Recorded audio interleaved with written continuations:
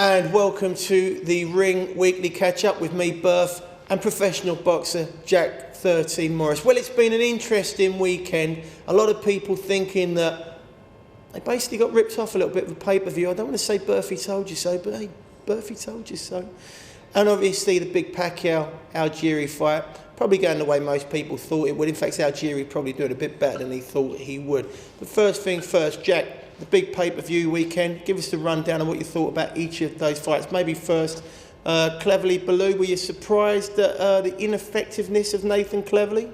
Yeah, I found the whole thing a little bit weird, to be honest. I said to I was sat next to JD, my wife, and before the fight even began, I looked. They were warming up. I see Joe Calzaghe with his head kind of like down, and that hand must have been injured before he got in there. I don't know whether you watched his pad. But I'd say the honest truth, I haven't seen any of the fights. I didn't pay. Like I said, I wouldn't, and I haven't. So I haven't seen the fight. I didn't pay, but I got my mother-in-law to buy it. So I kind of stuck to my guns as well. Good old mother-in-law. Yeah. But no, I mean, to be honest with you, it was one of the weirdest things to watch. Like, Cleverly was nothing like what he used to be, or what he is. I don't think he's become a bad fighter since the Kovalev fight. There was just something weird about that main event. Someone told me that Tony Bellew looked a bit fleshy. Well, he's always going to look fleshy, isn't he? I mean, he's not a light heavy, but he again is stuck in that weight. That strange thing, yeah, where he's a chubby light heavy, really, basically, yeah. The fight with Huck. Too strong with him, isn't he? Yeah, I mean, it's a fight that he's got to take. Obviously, it's a world title, but as I say, that the main event, there was. I mean, I'm not saying. There was just something a little bit strange going on in there. I personally have a theory about Nathan Cleverly. I think he does it. I think for a long time he hasn't really wanted to be a boxer as such. He hasn't got. I mean, let's be frank. He's got a degree in pure mathematics. Kovalev turns up and you've probably got the true look at it. I think he's one of them ones who's probably an aspirational kid. He needs a target, and that target was a degree, or that target was a world championship. And then once he attains these things, he wants to go on to something else. But obviously the money paid so much that he's stuck with it. It's possible. It's just the psychology of it. I think the thing is that he was boxing with one hand. Yeah. And I only stayed on the ropes for ages. Yeah, I've done it for like 2-3 rounds, and that is tiring. Never mind when you've got like a big cruiserweight leaning on you. Yeah. Like I say, I think again. So the fight fundamentally killed by injury, and not the greatest fight anyway. Exactly what it was. Again, George Groves expected, so no surprises there. I'm not really going to talk about George Groves because I think that fight was expected. I think that probably the best performance of the night from what I've read and what people are saying was obviously James DeGale, the Paraban fight. He did very well in that, apparently. Well, again, Paraban, from when we see him in Vegas... Gone down a bit, has he? It wasn't that. He looked Didn't travel, eh? It wasn't about the travelling. He looked like a bag of spuds in there. He had like fat hanging over his shorts. Well, like me, basically. Probably in a little bit better shape, to be honest with you, but yeah, quite similar. Okay. But to be honest... James DeGale did what he had to do, but that Paraban weren't what we see. And then afterwards, he goes out and gives it the Frocci, and you know what I wish they wouldn't? He's a coward for not boxing me and all that sort of stuff. I mean, I like James DeGale, I think he's a proper nice guy, but he does let himself down, doesn't he? I mean, really, a fighter of Frocci's calibre, that's not really going to... It probably wouldn't even wind him up anymore. No, I mean... And he probably stiffed himself on getting the fight now anyway, because now Frocci's got a reason not to give it to him. He doesn't need to, does he? It's not. The one thing I will say about Frocci, he didn't have anything nice to say about any of the other boxers on the show, other than Anthony Joshua. Yeah, but Anthony Joshua's class, isn't he? I mean, again, superb one round. I mean, he's just a class act. We've been saying this for ages. But I've got to say, and I can't say it again, for the final time, so we'll wrap this up and start talking about what's coming up this weekend. It's much more exciting. Tony Bellew, Nathan Cleverly, George Groves. 3 guys, we've all been knocked spark out in the last 3 world title fights. The fourth lad, James DeGale's got beaten by one of them. Someone's still got to tell me how that becomes a pay-per-view event. I've never seen anything like it. I hope it never happens again. I can't watch Sky TV now. The Sky punditry, they've been pumping out the story about this. And obviously, you're a colour commentator. I know you're getting paid a lot of money. And now I can't listen to them because you've been talking poop for weeks in the run-up to this, trying to sell the products. So there's no integrity there for me. Box Nation for me every single day of the week. Superb, Steve Lillis, good-looking boy. This weekend, now this is exciting. This weekend, now that's exciting. Chisora versus Fury. That to me is a legitimate fight. I know we saw the fight live before, but I think it's a legitimate fight. It's going to be interesting to see what Tyson Fury gets in there. And of course, this strange mesmer of a fight, because everyone, all of a sudden, I'm talking to people and they're saying Eubanks is going to do him. It's the favourite. 2 months ago, it's like, it's a ridiculous fight. All of a sudden, he's going to, boom. Let's talk about these things one at a time. I'm getting excited. I'm getting sweaty. Fury, Chisora. Talk to me about that fight. Similar to the first fight, I think, but I believe Tyson Fury will probably finish the job this time, sort of within the 12 rounds. He looks like he's in shape. He looks like he wants it, and he's a better boxer. I think you're right. And remember when we saw it last time, Chisora fought the kind of fight that heavyweights can fight to stop themselves from getting hurt, if you get what I mean. He didn't really go for it, did he? He was out of condition, I give him. But I think this time, he's thinking to himself, I am in better condition, I'll go for it a little bit more. And I think it comes back to what you say there. He's going to come unstuck because of that, because, Fury's is a quality piece. And theoretically should stop him, I'd have thought, this time around. Yeah, Fury's a quality piece, exactly. But he's not. He doesn't get the credit. He wasn't the one that pulled out the David Haye fight. He's there to fight. Right, I'm going to say something. I've said this before, right, and I've said this to you, and even he said it the other day. Tyson Fury said this. He said there is a scheme against me fighting, and I said to you, didn't I? David Haye pulled out, Chisora pulled out. I said, what's happening in the background, winding these lads up to make them pull out? They put an injury cut or whatever. There's something going on. Now I don't know whether that's people in Tyson Fury's been winding people up. They say I don't really need it. But I think he's right. I think people don't want to fight him. I'm not saying his camp aren't to blame for that, but there's definitely something going on. A lad like that, big heavyweight, should be worth a fortune, not even getting fights. That's weird to me. Anyway, so I think we've boxed that off. Now let's get to what we really want to talk about. I'll tell you what, we'll get to that in a second. Before we get to that, let's have it, because I'm a bit concerned about my weight. That's why I'm wearing the plastics. I'm going to do some exercise after this. I'm going to have a walk around and buy a sandwich. Let's go for a tip from Fat Nige.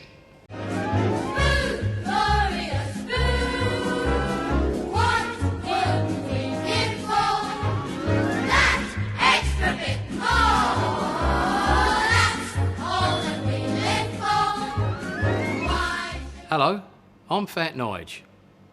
It's not just our food that contains hidden calories. Our drinks, they also have hidden calories, empty calories, and these can go unnoticed. If we are aware of their presence, we can make an informed choice, and if we choose, we can reduce the calorific intake from these drinks. So let's have a look at a couple of examples.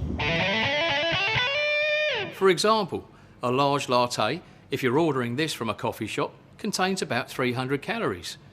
Order up a vanilla frappuccino and we're talking a lot closer to 530 calories. The use of full-fat milk with these drinks, the syrups that go with them as well, it doesn't take long, especially when they're coupled together, to slide calories past us almost unnoticed. So what makes a good way to adjust the calorific intake in these drinks? Keep it simple. Downsize the drink for a start. Take the skinny option using skimmed milk. It's lower in calories, but still provides a healthy dose of calcium. And as for the syrups, just avoid those altogether. Just doing that with the syrups will save you 70 calories per shot. So, if you're serious about wanting to reduce the intake of calories, this is another simple yet effective way of moving things forward. Next time, we're going to talk about the calories that are hidden in alcohol, sports drinks and fizzy drinks. I've been Fat Nige. Fat Nige, you've got a nutrition tip from Fat Nige. Thank you very much, Nigel. I'm sure we'll all take that on board. We're going to talk now about what you really want to talk about, and that's the big fight at the weekend. Billy Joe Saunders versus Chris Eubank Jr. Maybe they could have made that a pay-per-view fight. Maybe they could have. I don't know. It would have sold badly. I'm excited about this fight. And when I think about my brain, I think from a logical perspective, I shouldn't be that excited. I should be thinking, they've chucked this kid in too soon. Easy night with Billy Joe Saunders. But the pressure everywhere, everyone keeps talking about, look at the genetics of Billy Joe Saunders. Look at the genetics of Chris Eubank Jr. Look at the heritage. And all of a sudden, there's a real fight on. Jack, you know about real fighting. Tell me about it. it's going to be closer than what people think. I said that. For the first 6 rounds, I think you're going to see a really compact, entertaining fight. But again, you know, class will come into it. You've got Billy Joe Saunders, who literally got fight in his blood. Same as Eubank. But it's all about levels. He's been in with undefeated fighters. You know, he's boxed at Olympic Games. I personally think the amateur pedigree does mean something in this scenario. So, I think it's going to be 6 rounds. It's going to be a war. But I expect Billy Joe to take over. Having said that, don't be surprised if Eubanks knocks him out within the first 6. It's one of them. Well, I suppose it is and it isn't. For me, it is and it isn't. Now, I've always thought to myself, that out of the 3 lads that have, you know, so we were talking about Tom Stalker, Frankie Gavin, Billy Joe Saunders. They've all got that slight lean forward thing that the amateur Olympic team seem to teach. They fade away, come back with their counters, and then when the other guy's not throwing, they initiate, forcing the other kid to fight, then they fall back onto the counter thing, put a lot of pressure on. And out of the 3 of them, Billy Joe Saunders ticks the most boxes. He's got best spatial awareness. He's a tough kid. Conditions right. He doesn't seem to have a lot of things outside in his life that take him away from his boxing. He's very focused. The only thing wrong with Billy Joe Saunders is he doesn't have what I would describe, doesn't seem to have that kind of crunchy power, you know. But in fairness to him, he acknowledges it. He talks about Golovkin. He says he's the world champion. It's not me. It's not anybody else. It's him. And I think that that's a very intelligent way to be, because that means he goes into a ring not fooling himself he's something he's not. Now the other kid, Chris Eubank's been knocking over people left, right and centre that he's meant to knock over. No one's punched him back, no one's moved in a particular way to make his life difficult, and that's definitely what this kid's going to do. For Billy Joe Saunders is going to be slipping and sliding, stepping back, countering, making him initiate shots and making him possibly fight faster, a higher rate. His dad didn't like doing it. I can't believe Chris Eubank Jr. is going to like doing it, fighting at a pace that he doesn't want to do. Common opponents. There's only one common opponent between the 2, which is Price, the Welsh lad. Both of them went to points, yeah? Billy Joe Saunders goes to points with loads of guys, but he's definitely boxing a much higher calibre of opponent. The thing I'm thinking as well is when I look at Chris Eubank fight, he fights in what I describe as islands. So it'd be fury, and a little bit posing, a little bit of this, a little bit of that, a little bit, and all of a sudden he'll land a ding. The geezer who he's fighting is a journeyman, he's been on the ropes, he's waiting for it, get that closeout thing. The minute he did step up against someone like Price, who's been around the block a couple of times, it goes to points. That tells me a lot. That tells me that he is not ready for this fight. Is he good enough to be in that kind of level of fight? Maybe, yeah, 4 or 5 fights time, but I think not yet. So I've got no feeling, in my mind, there's no way he knocks out Billy Joe Saunders in round 1, 2, 3, 4, 5. In my mind, he does well to get through the points himself. Because I'm going to take a couple of weeks back and I'm going to think about this fight before everyone started talking about it in terms of, oh, he's this and he's that and he's that.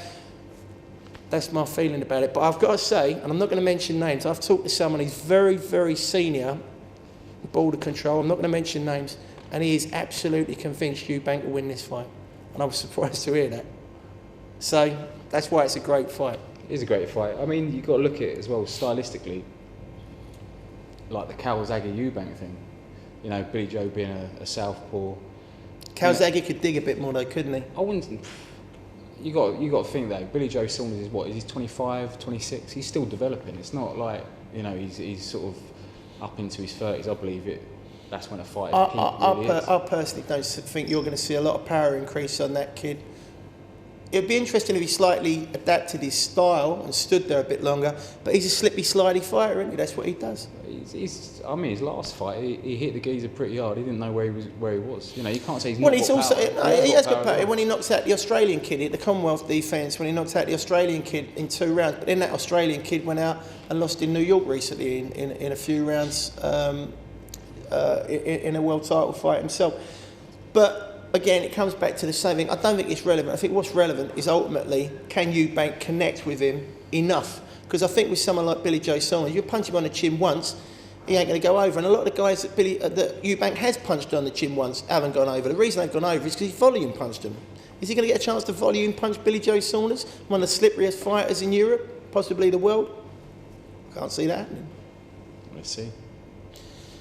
All right, we'll come back with some betting ideas later, but until we do that, let's take ourselves on a journey to the Eastern Bloc Bimbo. Hello everybody, I am from the Eastern Bloc.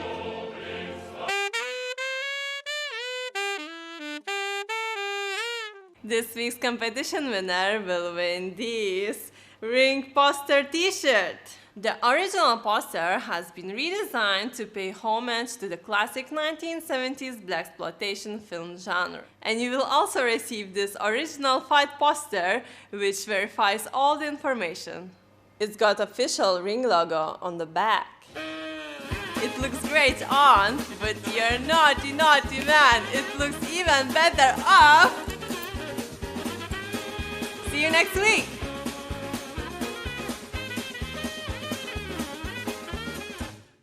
Okay, so if you want to enter the competition, it's very simple. We've posted the competition on our Facebook page, so the Ring 1910 Facebook page, and all we want you to tell us is what the result of the Chisora Fury fight is going to be, and what the result of the Eubank Billy Joe Saunders fight is going to be, those combined results, and the person who gets closest to that wins £60 to spend in our shop at the Ring 1910. Jack, the big fights at the weekend, how do they finish? What happens? Fury Chisora. I'm going to go Fury stoppage 10 to 12. So quite a tight gap, but right at the end of the fight. I got to say, despite all what I've said, I'm going for a Billy Joe Saunders stoppage around about round 8 to 9. Within that, 8 or 9, round 8 or 9. No more rounds, that's 8 or 9. All right.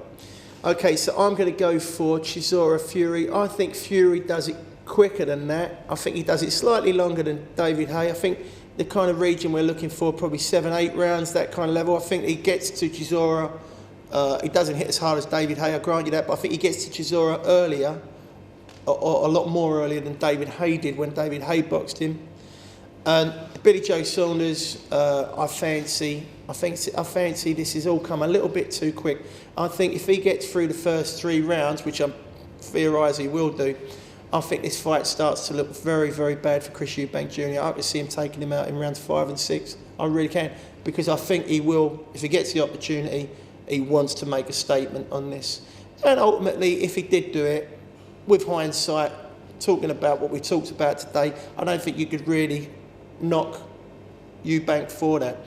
The thing that stands Eubank in good stead is when you think about his dad, when you think about his uncle Peter Eubank, the one thing that was a signature of all of those lads, and genetically you've got to think he'll have it too, is they could take a great shot.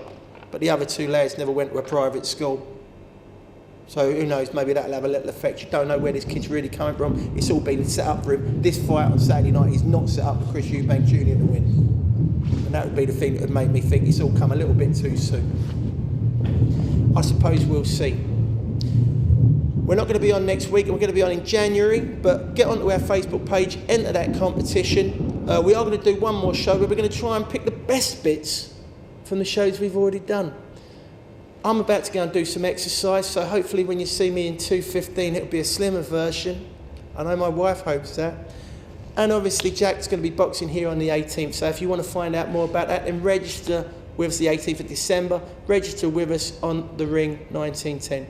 So I know it's a bit early, but from Jack and myself, have a great Christmas and a great New Year.